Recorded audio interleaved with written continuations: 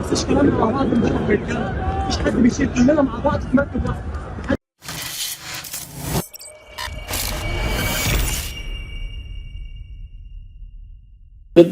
يعني مثلا ايه قبليها عبد الله السعيد اترقص، بس يترقص ليه؟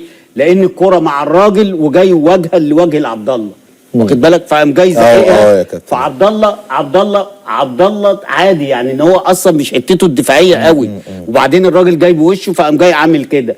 فدي بقى لما تيجي ويقوم جاي عامل الكلمه اللي بتاعت زين الدين زيدان، حلنبوحه دي.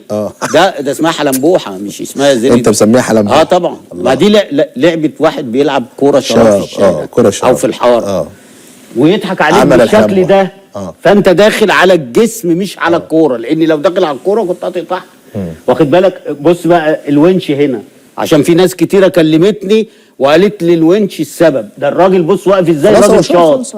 شوف بقى التوفيق، وراحت في البعيده كمان. تروح فين؟ تروح في البعيده وفي القائم، خلي بالك. لا اصل هو عواد واقف غلط، مش عواد لا يا محمد عم، صبحي. محمد صبحي واقف غلط. لا واقف ورا الونش، واخد الزاويه في الاخر خالص، واخد الجول في اخره. ده يعني هنا هي الكرة هي الشمال.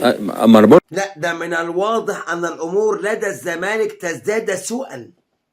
حسنا، نتمنى لهم الأسوأ. اركب السوبر جيت وانسى اللي عملوا فيهم بتروجيت.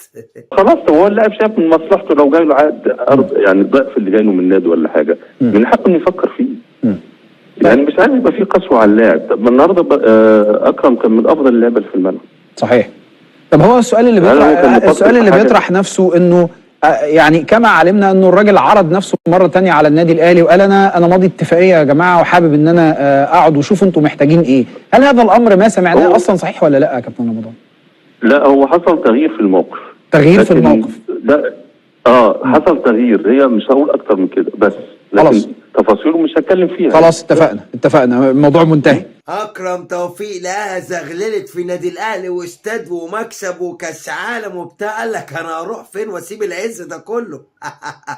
اسال عليا عشان ايام العز جايه.